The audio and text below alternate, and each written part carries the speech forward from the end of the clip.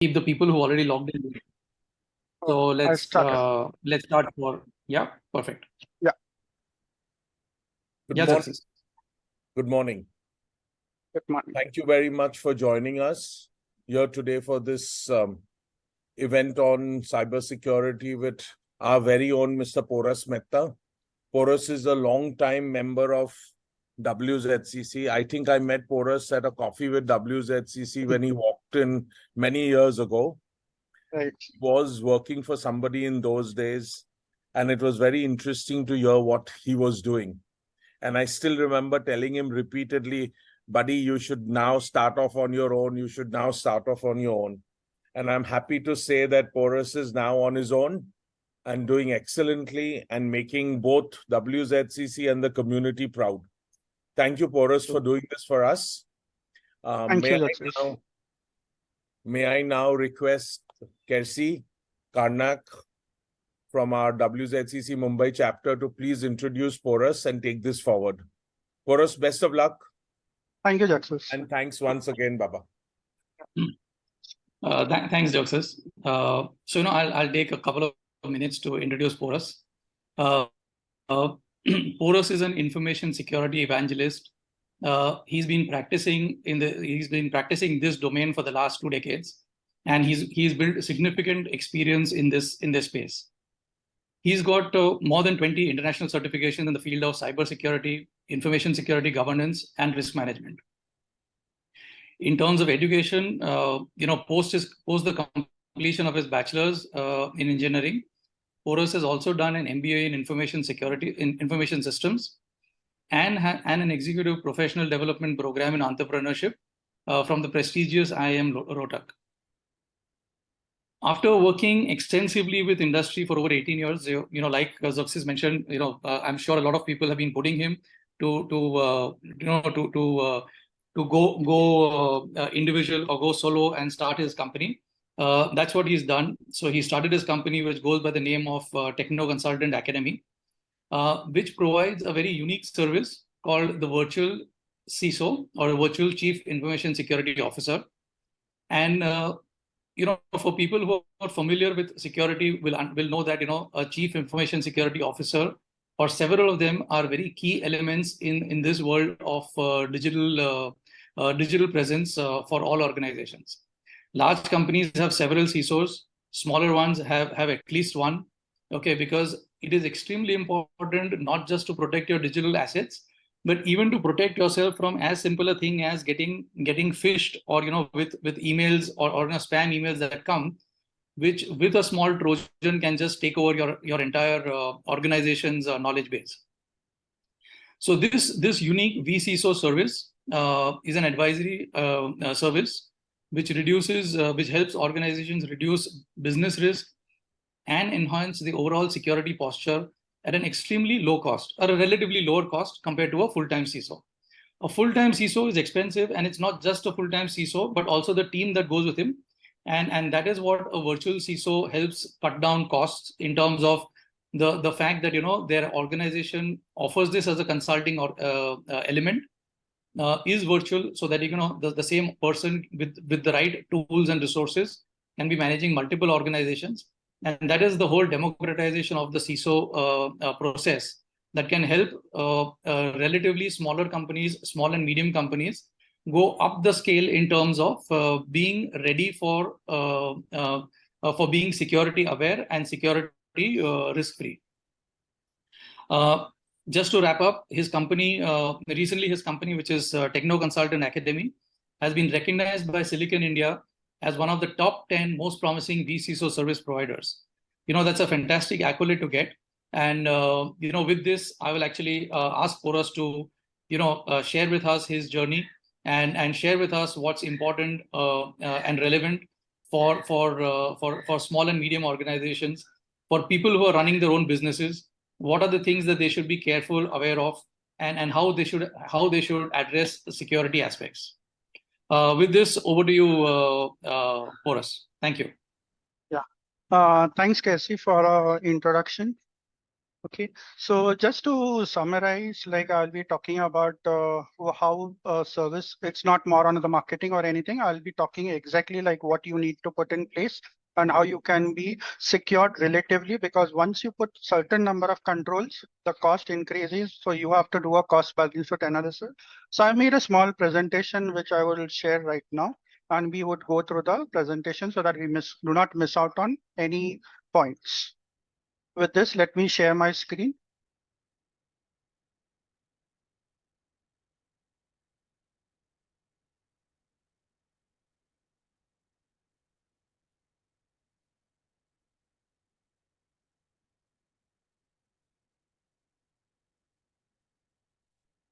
So very first thing is the way you consider, right? Some people say that cybersecurity is not my business.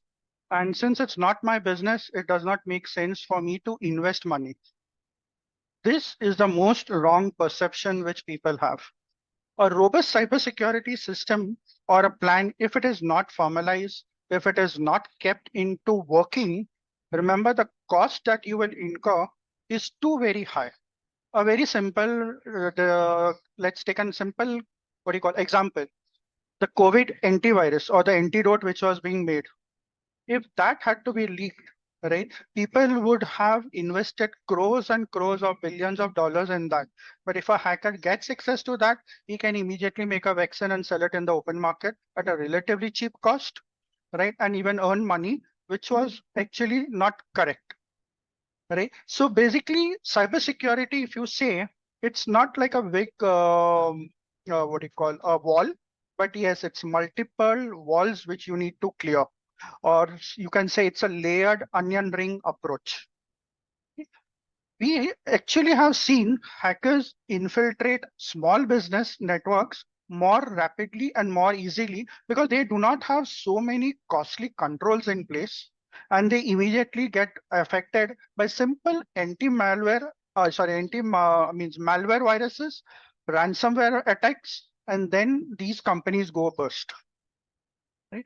So if in my mind, small company, large company, or extremely large company, cybersecurity is the niche thing which they have to invest on. Okay. When you are in a cybersecurity world, remember there are healthy controls which you need to practice. Very simple, do not copyright any intellectual property. If you have your own intellectual property, just the way you don't want them to be used by others, right? Ensure that these things actually are there for yourself also, right? Just the way you do not want to copy, there are others who also want to copy you, right? Large companies might be vulnerable, and they will definitely be vulnerable. But for a small person who's just entered the business of hacking and all that, he will try to exploit small companies because mostly the small companies are very easy setting duck targets.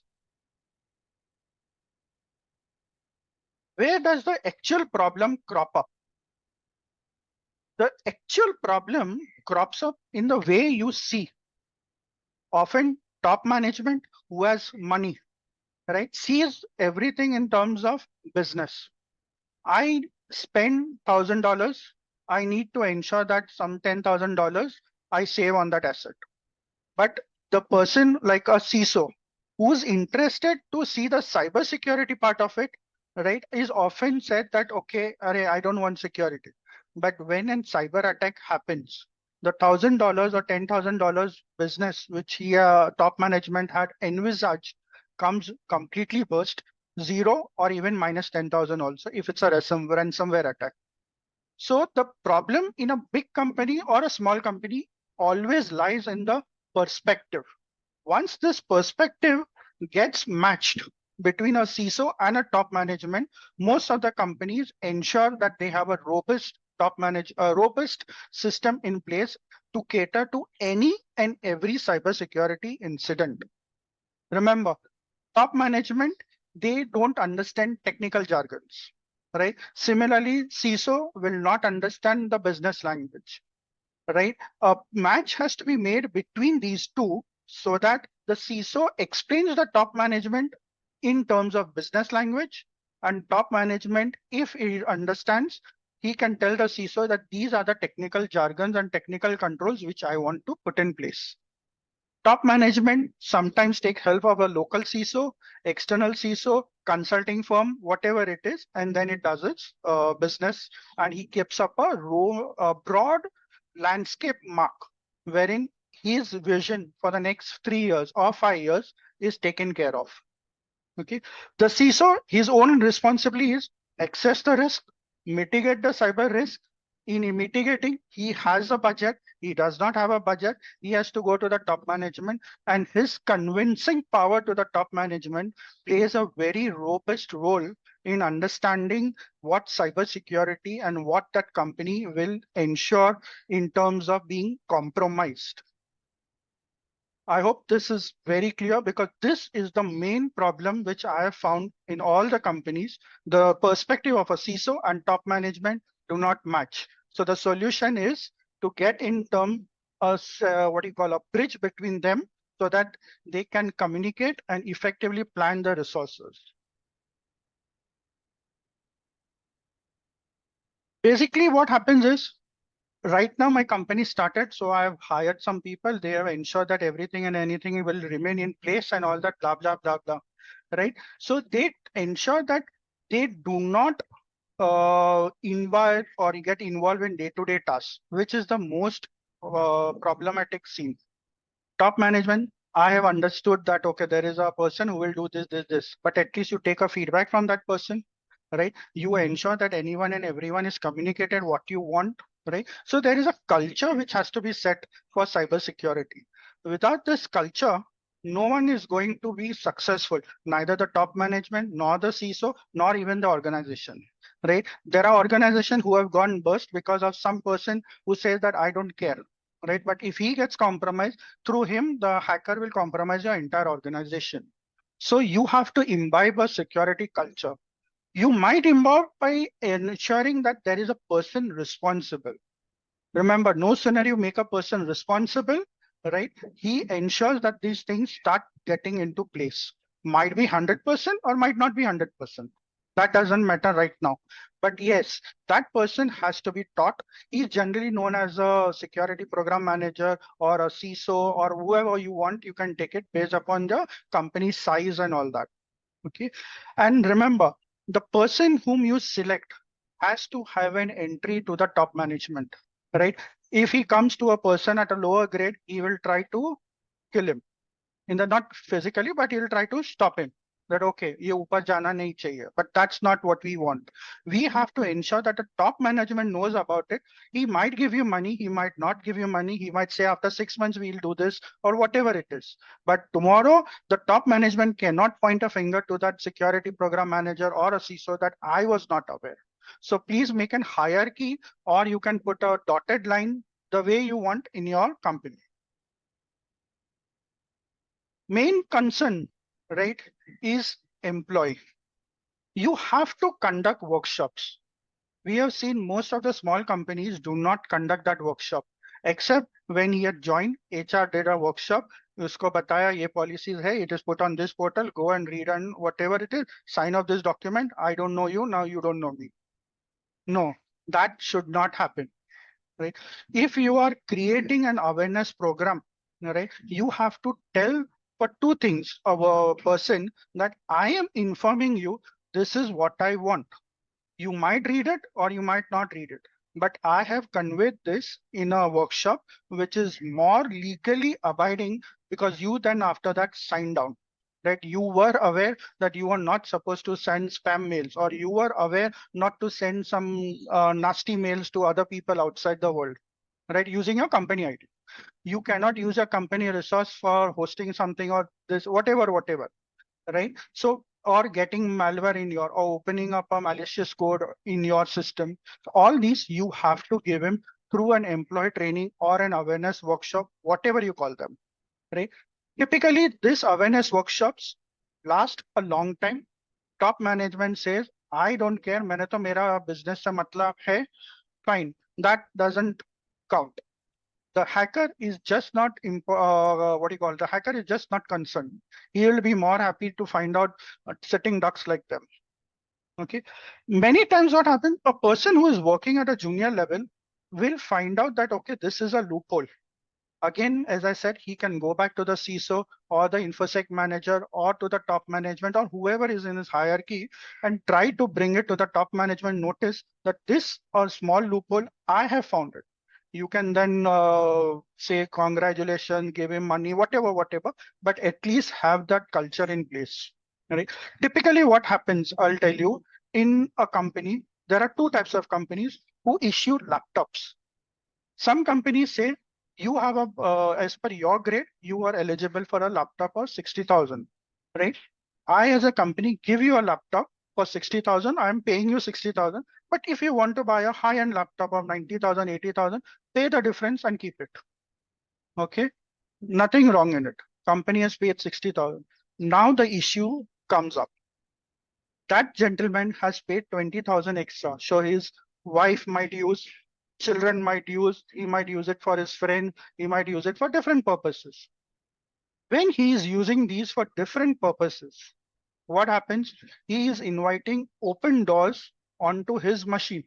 Virus will come in, right? He might misuse the laptop, right? Generally, when a child is playing games, he immediately says yes. So that cookie comes in or malware comes in and all that. Tomorrow, when he goes to the office, no sooner he connects to his network, the company goes burst.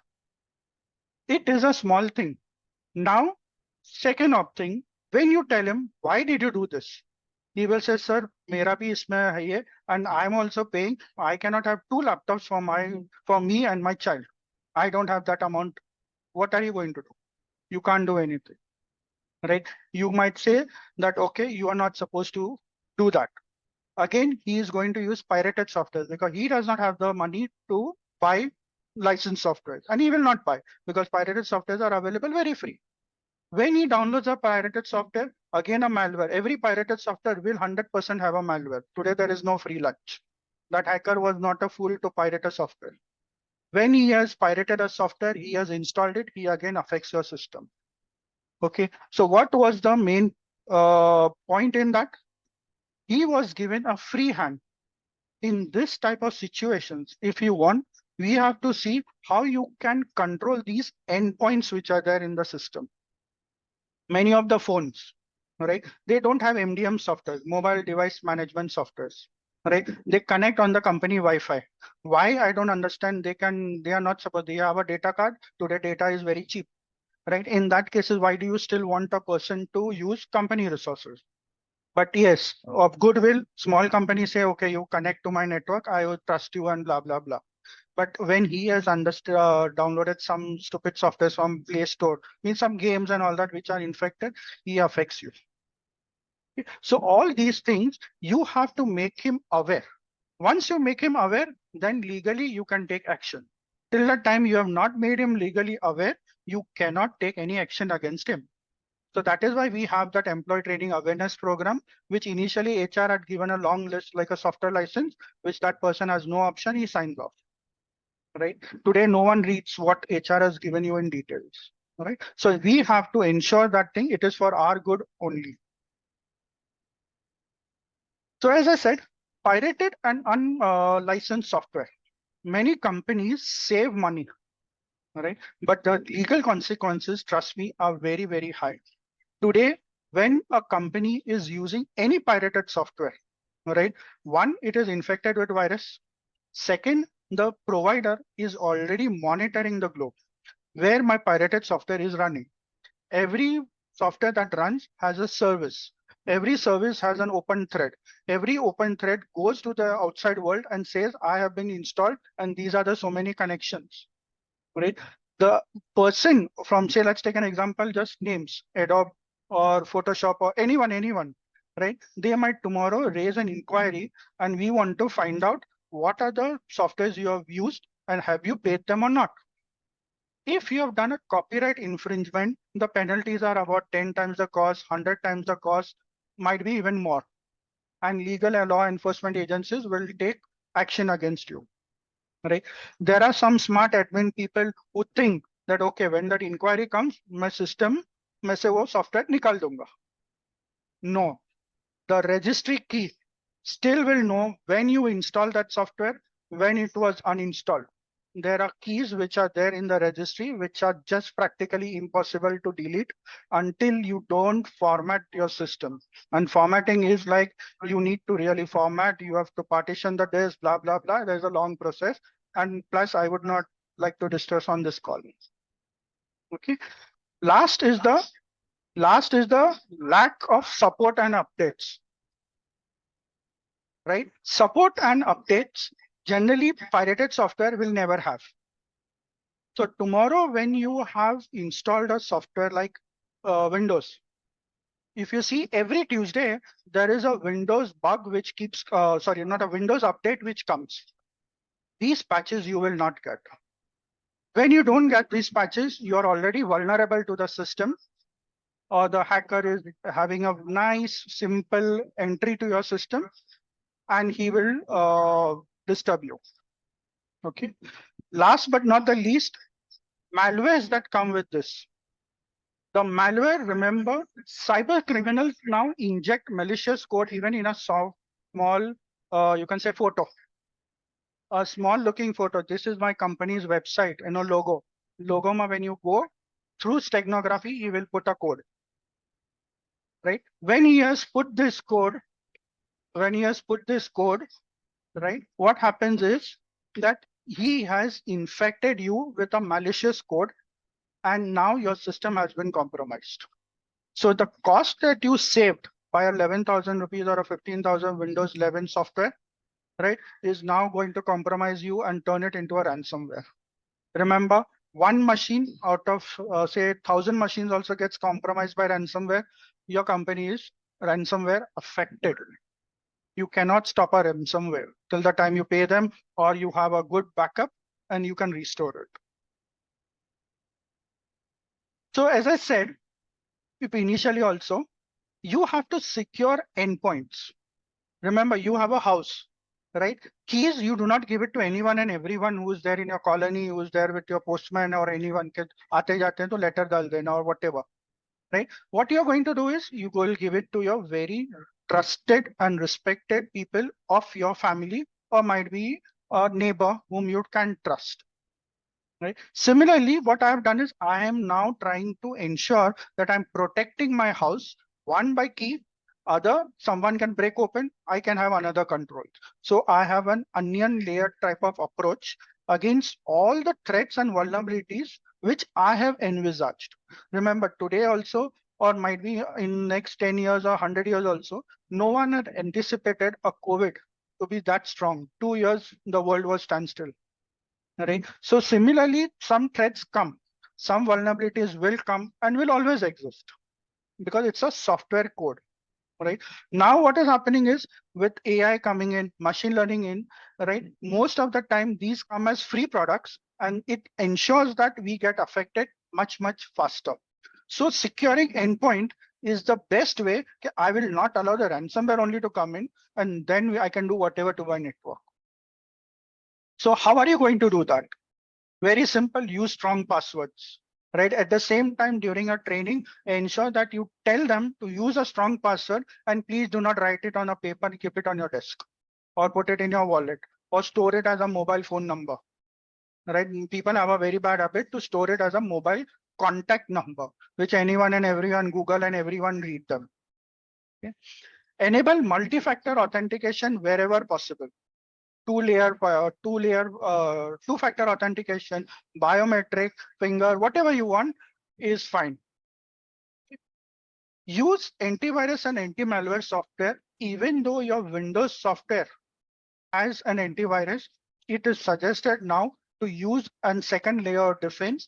Today, all your machines, laptop CPUs, RAM and all that is quite powerful enough to take the load of 2 antivirus or 2 anti-malware softwares. Okay. Consider an endpoint protection softwares. There are many available. softwares. No names would be given on this call, but yes, you can start evaluating these softwares in which you have that, okay, this has this feature, that feature, and all that. So you can select based on your organization's need. Remember, if you buy a 1 crore software, that does not mean that it is 100% that you will never be affected. Even a 25 lakh software or a 5 lakh software can do your job also. It is completely dependent upon what you want and what you want to protect and how much you want to invest. Employee encryption. Wherever possible, employee encryption, use SSL, use TLS, use your signatures. People say signature is a cost, right? Where that cost, it's a hardly negligible 3.5 to 7,000 rupees ka cost, right? But if you have access a site and all that, tomorrow or yesterday, I just saw in a paper, some doctor asked for some food, which was not even costing 300. He got compromised and he had to pay almost 1.8 lakhs from his bank. Okay, how it happened, we don't know, but it was just a small article which I was reading. Lastly, as I said, people will always try to use the laptop or company hardware for their personal gain. So what you do is you limit the privileges. You take your laptop home, but I'm not giving you admin rights so that you can install a pirated software, right? Or I will say that, okay, if you are wanting this, ensure that the antivirus, remember the main thing is antivirus. Antivirus has got 2 levels of protection. One is the password, and one, if you remove his access, it cannot be right-clicked and say stop or pause or whatever it is. These features are there. Ensure these features are enabled. You can have a central antivirus, and the central antivirus is the most strongest antivirus, which will guard your entire network from a central location. It is more easy to cover, it is more easy to update, and it is more effective.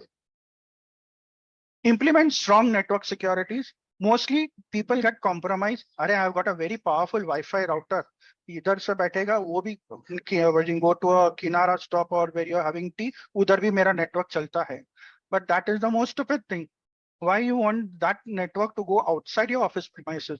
Try to limit that. You have settings in the Wi-Fi which you can select aggressive, non-aggressive, relatively normal. So all that you have to ensure, and try to put a WAPA 3 key.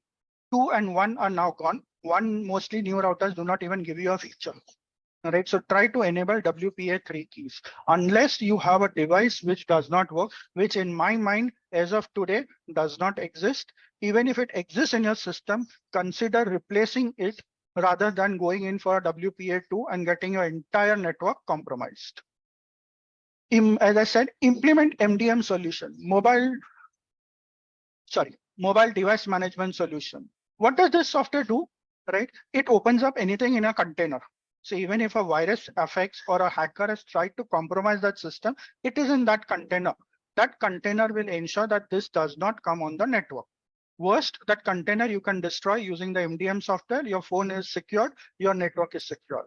Implementation of MDM solution requires a particular skill set based upon which MDM software you have taken. So please do not buy and then select a person who will help you implement it. You will have you will be in soup. Wi-Fi. Remember, Wi-Fi is the most weakest link. Even though you use WPA 3 or whatever, if a Wi-Fi gets compromised, generally a Wi-Fi gets compromised because you have given the Wi-Fi key to many people. Right? SSDs are not strong. Why should I ensure the load on my Wi-Fi router and all that? That's the very stupid thing. Okay, you can change the Wi-Fi password. I've seen companies who have a policy that every 30 days, Wi-Fi password changes. Right, every 30 days. This is only for a small companies. It might be about a 20, 30, 50 people company. Right, you can have this feature. You keep changing a Wi-Fi because most of the small companies do not have a LAN network. Right, they use Wi-Fi devices for all the laptops and typical tasks. Right, every Wi-Fi router switch, they have something known as a firmware. Firmware is the one which needs to be updated. If your firmware is old, trust me, you will be compromised because the problem which was there, which solution they have given is available on the internet. I know that this patch is to ensure that this thing does not happen. I will scan the machine. If I find the old firmware which does not have this, I have an immediate simple target and I will compromise your system. People fail to do this because you're saying that कौन Wi-Fi ये करेगा, चल रहा है चलने दो, right? It will work till the time it is. The day you compromise, you get compromised. You will understand this by learning it the hard way. Network info, update and patch. Remember, there are two things. Update is different, patch is different. Most of the firmwares, they get updated, and the iOS or any other thing, they get patched. Patches are small things, but update is a huge, massive one. I'll give you a little vague analogy, like in Android. An update comes, right, from 13 to 14 or 11 to 12 or something. These are huge updates.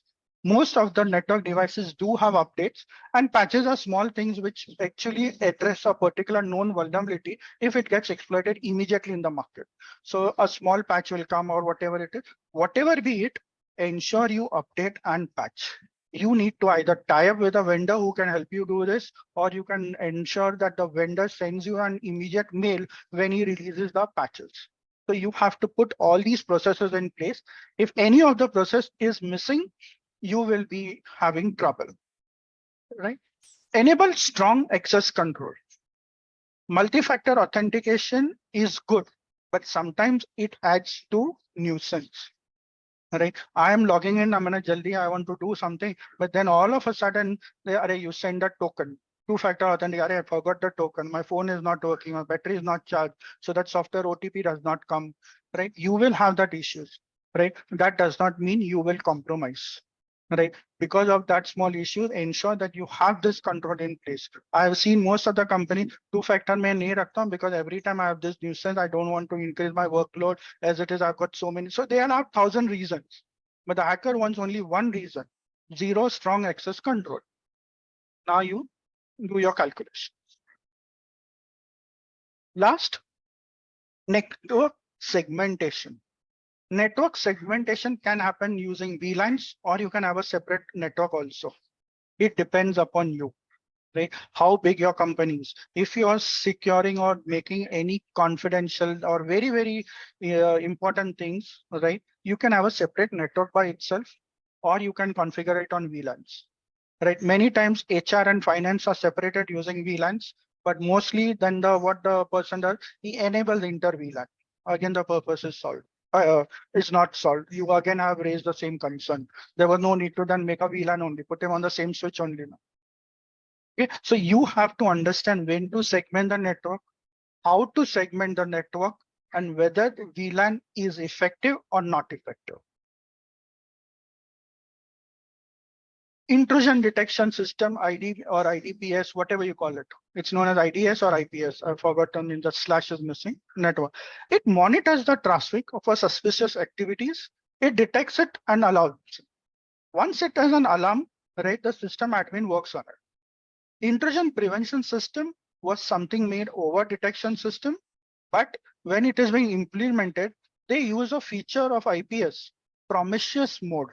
Promiscuous mode was when you install the system for the first 3 months, let him learn.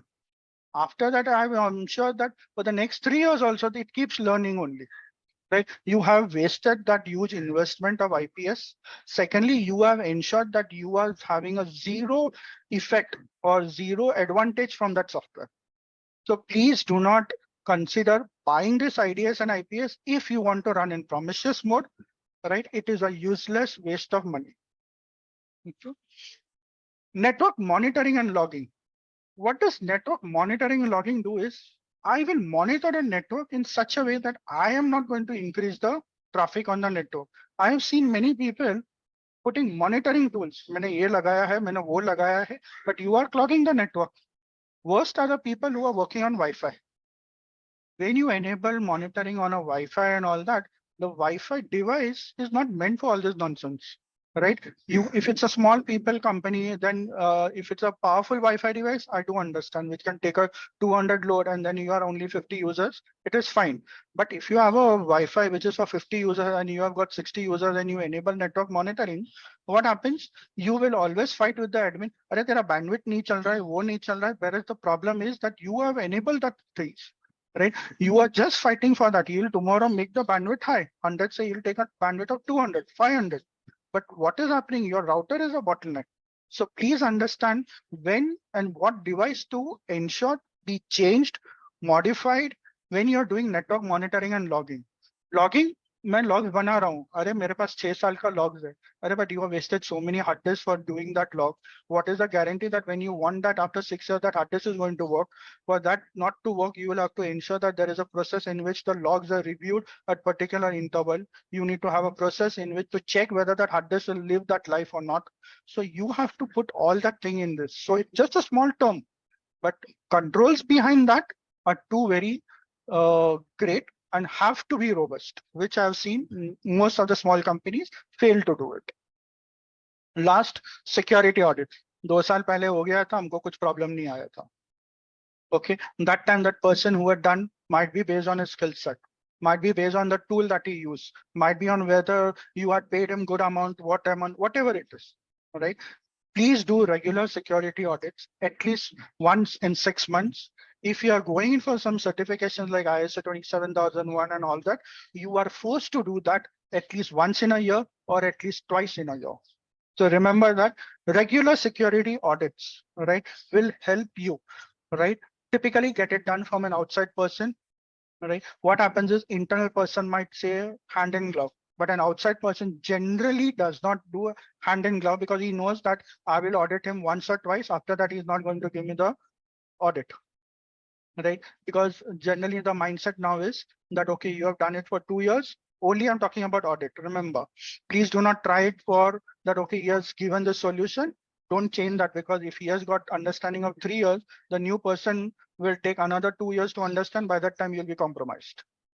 So only for audits, right? Consider this, right? Perform penetration testing, right? There are white box, black box, everything. Penetration testing is supposed to be done in a selective way so that it does not compromise your system. So be very particular what you write in your contract, how much he has to penetrate. If you want him to actually penetrate, make him a dummy server and give him. Okay. Encryption, as I said, encryption on the security are on 2 types. One is on the SSL traffic, which goes on the HTTP requests, and another is on the encryption, which happens on your network, which is the actual SSL, VPN, or whatever tunnels you provide. Right? Vendor security. You have bought some softwares from the vendor, right? You have created the escrow and said, "Mere paas escrow hai, abhi I don't require its help." No. These vendor must have given it to the outside world, right? Might be now there are many threats to that vendor. So there'll be hackers who want to compromise that vendor, who have been hired by some another vendors, which happens today. So he will say that, okay, I've given the escrow and I'm not interested in the vendor now. The vendor will stop giving a solution. You will have a product which is completely vulnerable, and that time you cannot go and tell the vendor that, boss, you gave me a defective product. VPNs, use of VPNs, yes, was actually being done. And yeah, but now as per the new guidelines, VPN has to be logged. What all activity you have performed on VPN needs to be protected and traced for 3 years to 7 years based upon some legal requirements and blah, blah, blah. So it has just recently come. So most of the companies now are little reluctant to use VPN solutions. But yes, VPN solution was basically used to ensure that the network remains protected from eavesdropping. Remember, VPN on a non-SSL network is completely useless, because VPN only will not work first because he wants an SSL to encrypt the traffic. Okay. So remember, this is the biggest problem with that. Lastly, to continue further, data backup and recovery. All my data lies in your system. If it gets corrupted due to system failure or whatever, I have lost anything.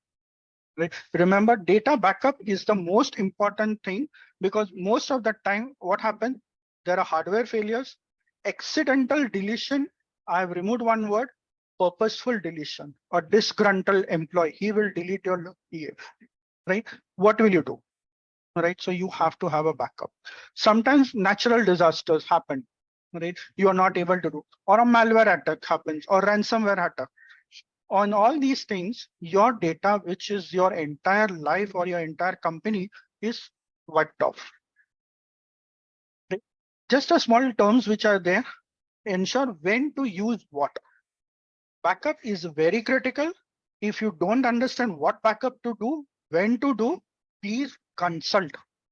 Don't try to do anything, because when you are in disaster, you will not have the brains to actually try to find out how can I restore the data. Full backups, everyone wants, America full backup chahiye. Fine, if you are small 2 TB, 3 TB, do full backups every day. It will take 3 hours. But what if you have got 300 TB, 200 TB of data? Then it does not happen. Right? Incremental backups, very simple. People don't know how to rotate the tapes. When you're not rotating the tapes properly, trust an incremental backup will fail. Same goes with differential backup. Then you have to rely on the old backup. Okay, I'll take the question later. Oppo Reno 6 5G. Will it be fine? Yeah. So I will consider that thing, what I'm going to do. Mirror backups are generally used when you have real-time data, right? So people do not understand. You can just not take it, because real-time or mirror backups are costly. It's the exact copy of the full backup.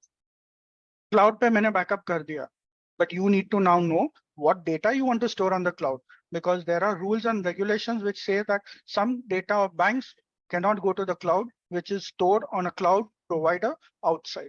If you see, Google never had its office in Google never had its cloud in India, but now they have it in Hyderabad or Bangalore, somewhere they have it in South. I can't recollect now. They have it, right? So when the cloud, so when it goes for global replications also, so you have to consider the cloud backup. Again, restore. Actual thing, understand when to restore, what to restore, how, based upon the backup. Full restore, full backup, full restore, 100% working. Point in time restore. These is a typical way if you have a software which you have, right? Based on the software, he will do that. Bare metal is recovering the entire system, including the operating system, generally used only for small data centers which have file servers type. Right, I'm just storing files, not doing anything, processing or anything. File level restores, these are high-end restores. Generally, you might never use in a small company, right? And cloud-based restores. Cloud-based restores, I have it, but remember, when you are restoring on the cloud, your network bandwidth should be very robust, and consider that when you are restoring on the cloud, your entire company is not working, right? Because when you have taken the entire bandwidth just to download it, right, your company will enjoy the holiday for that day. So what is the best practice, right? Sorry. So what is the best way? Have regular backup schedules. Automate that, right? If backup schedule is minimal, ensure that it does not slip over to the next one. I've seen people say 3 ghante mein backup le raha hu, but 4 hours it takes for your first backup. Second backup is gone. Then you have to wait for the third backup. So in that time, your backup is lost. Okay. Redundancy. Again, use softwares to do that, right? मैं script लिखता हूँ. I'll write a script. Why do you want to buy software? Good, right? You will save on that cost. But when you want to restore it, right, you don't have a redundant thing, because that script never worked. Script had some problem. Script overwrite the file, whatever be the case. So when you're doing redundancy backup, use Symantec or use any cloud. Use any software for which you are using it. Right. Worst part people do is they never test the backup, and बाद में पता चला कि backup नहीं चल रहा है. Okay. And remember, when you are backing it up, you have to protect it. So then after backing up, do not put that backup tape or backup hard disk in open market, right? People will take that backup, restore it in the system, and you're compromised. Very simple. As I said, take care of internet and email security. Once you've taken care of internet and email security, you have ensured that most of your things are in place. Okay. Very simple. Ensure emails, right, are blocking unwanted emails and malware. Put it on the main control, right, or your main console. Do not give this option to the end user. Try to block it from there, right? Non-technical measures include, so for that, there are technical controls and non-technical controls. Technical controls, you will put whatever you want from the central control, but at the same time, there are non-technical controls. There are some mails which come from your friend and this, so you have to train your employees. Please do not click on these things and all that, and you have to do this by establishing proper policies and procedures. Very simple. Ensure appropriate use is conveyed to him. Password and authentication mechanisms are in place. Wherever possible, do encryption. Virus protection is not an option. Retention, detection, deletion, anything and everything related to this needs to be monitored and controlled. Sorry. Training, very important. Incident reporting, monitoring, compliance, and last part is your enforcement. Remember, if you do not enforce through a policy, you are going to create trouble not for you, but for the entire organization and your daily work, because you are the proprietor, you are your company and all that, you will go bankrupt. Right? Tomorrow, you will not be able to take any legal actions against him because he'll say that, okay, sir, aisa to koi policy tha hi nahi, mujhe to pata hi nahi tha. Then the law takes its precedence that you were not made aware. Incident response plan. Remember an incident response plan, right? When it is being made, mere paas plan hai. Arey, but your plan is completely useless. Any and every company understood that plan when COVID came in. There's not a single person, even I also learned, right? In fact, my service was completely online, so I never faced any issues. In fact, I got a upper hand in COVID, God forbid for all those people who got affected, but whatever it is, right? So incident response plan, please ensure that the plan has got anything and everything, right? And it has to cater to the CIA triad, confidentiality, integrity, and availability.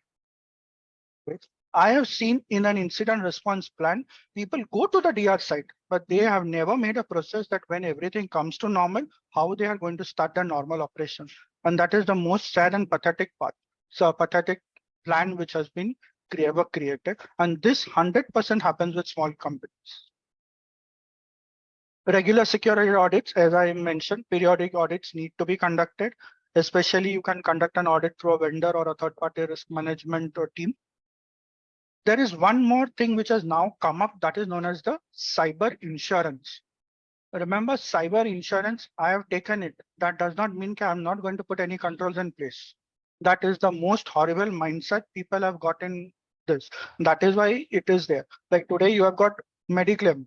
That does not mean you will say the bus is coming, Aja, I'm waiting, I've got Mediclaim.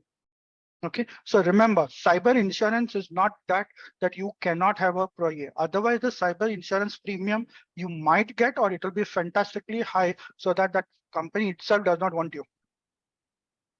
There will be points mentioned in the cyber insurance term policy. Please read that. If you do not read it and just blindly signed it, you will end up like Mediclaim. Right? And remember, you have to put robust security controls in place, which is a mandate from the cyber security insurance team. Employee training is compulsory. Regular vulnerability assessment is compulsory, and incident response planning. You have to now tell this to the cyber insurance agent or the company from where you're buying it. So these are the controls which I've got, and based upon that, he will formulate and give you a quotation. Lastly, to end with, there are many certifications like ISMS and BCMS certification. You can take them. They are small, they are costly for a small company, but they help you to entirely help an entire management system. It ensures that anyone and everyone who are there ensure that they do their respective tasks, their job and everything. Business continuity management is more on the terms of business continuity, right? In terms of some companies who have got location based or they have got very critical business processes. You can always refer certain guidelines. Remember, certain guidelines are not straightway easy to implement. You will have to consider whether you want yes, no, whatever it is. And to conclude, always stay informed about all the latest cybersecurity threats that are there in the market. If you act dumb, you will be compromised. And remember, I have implemented the control today. Mere ko attack nahi aaya. No, cybersecurity is an ongoing process. Remember, it's an ongoing process. So you do that thing any day and every day. And last thing is, when you implement cybersecurity, you adopt a best practice for you, not for the other company, right? The other company might be having a mitigating control. That is why he's not using that control, right? I'm say very simple. I can give you an example, right? I have got a UTM device. That is why I'll say that all my laptops and desktops do not need to have an antivirus. Some company does not know that, some person of your company does not know that, but मेरी company में तो laptop पे antivirus था ही नहीं, so let us not implement. But that person does not know that his system admin had a UTM device which was doing that task rightly on the firewall and the external layer. Right now you get compromised because of his illiteracy. So remember, never try to copy anything. Just like as you say, someone's medicine is a poison for you. Same. Do not copy his policies. Do not copy his procedures. Do not copy what he has implemented. See what you want for yourself. Okay. So with this, what I'll do, I'll end this presentation. Sorry, I'm little 5 minutes up. Now let's take up the questions that we have.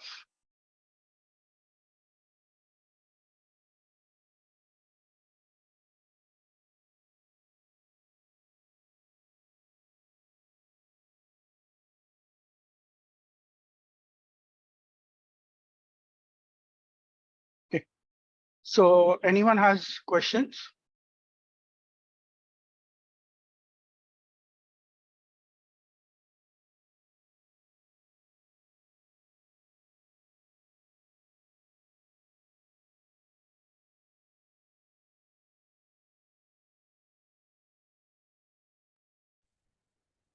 Thank you, Porus. No questions. Yeah, thank you. I'm started.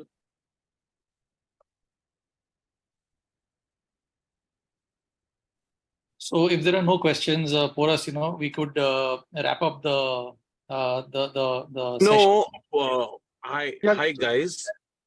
I just want to ask, what is at which stage in an organization does someone have to start worrying about it? At 2 people, 3 people, 1 person? When is this mission critical? I think because I think we need to understand what depth of security is required for what size of organization. I think this is something I always I'm worried when I deal with clients. Okay.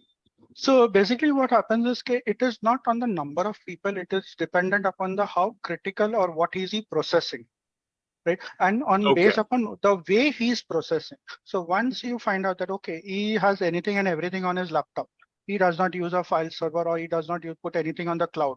No sooner he's not putting anything on the cloud, you might want not that cloud control. But yes, that time you have to ensure that these 2 people who are having anything in details on the laptop, their laptops, what happens if they get stolen? Right? When the laptop is getting stolen, remember the thief is not interested to sell your laptop. No sooner he sells the laptop through the BIOS, he will be caught. All right. So what he's going to do, he will remove your hard disk. He will immediately remove your hard disk, connect it as a secondary slave in his desktop so that no one knows. And if he can extract some critical data, he will blackmail you, right? If he cannot, then he will format it and then give it away to the person and he'll sell it as a second hand. So in this case, you have to ensure that a control, just like a small Windows encryption control, which is there, or a BitLocker, which comes free. BitLocker comes free with any Windows 11 Pro or Windows 12 Pro. That has to be put. Initially, when it came with Windows 7, the laptops were having 4 GB RAM. The processor was not so powerful. We did have BitLockers creating a bottleneck in terms of the computing power. Now this has gone. With the new laptops which come, they come always with Windows 10 and 11. And as it is, when you're in an office, you cannot use a Windows 10 Home or 11 or Home Edition. You are supposed to use Pro. In such a situation, when you're using a Pro, you have that inbuilt feature of Windows BitLocker. Please enable that Windows BitLocker. Tomorrow, if something goes wrong, your data cannot be copied. So if you are in terms of, it depends upon which operation you are. So like if you have, say, you are a chartered accountancy firm. So if you have got client confidential data, right? Tomorrow his entire bank balance, anything and everything is with that person, right? In that case, if his laptop gets compromised, when the person or the thief who has taken the hard disk will find out, okay, he has got another set of people whom he can compromise to get more money. right? You Okay. will lose your business, but so there is no thumb rule like that.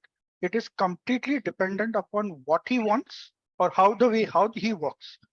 Right? For me, like I have only one laptop, right, through which I work anything and everything. Right? It could be I could store every data on my machine, or it could be stored on some another drive or whatever it is. So it depends upon that. Okay. Thank you, Porus. Thank you. Yeah. There was some question, I think so. Vivo or someone who was asking.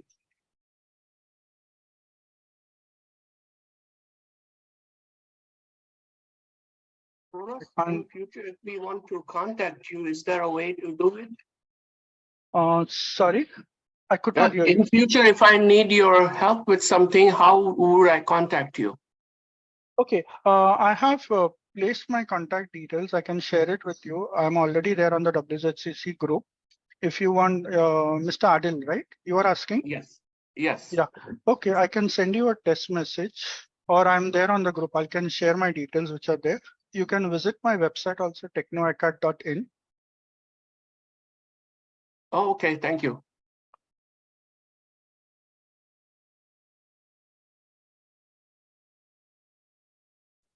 This is my website, and this is my main number, which I can be contact on. Thank you very much. Yeah.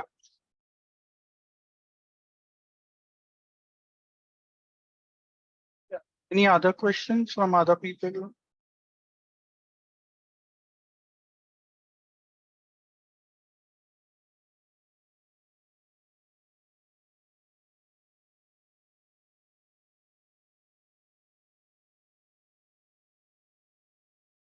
So, Cassie, can we then conclude? Sure. So, Porus, I'd like to thank you. Information security is an extremely dry subject, but you've done a lot of good work. You've thrown a lot of light on different aspects. I've been a practitioner of technology, and I know how important getting the infosec right is important for an organization. Because if you don't get it right, your business can come to a standstill. Forget the fact that you can be put on ransom and other things. But the basic thing a guy can do is just bring you down in terms of shut your operations. So thanks a lot for very good coverage of different aspects of information security. And like Porus has mentioned, he's mentioned his website and his phone number on the chat. Any one of you need to reach out to him, please feel free. I am sure he'll help out in whichever way, either informally or formally. And it's a great opportunity for all of us to engage with him. So with that, thank you very much. Thanks once again, Porus.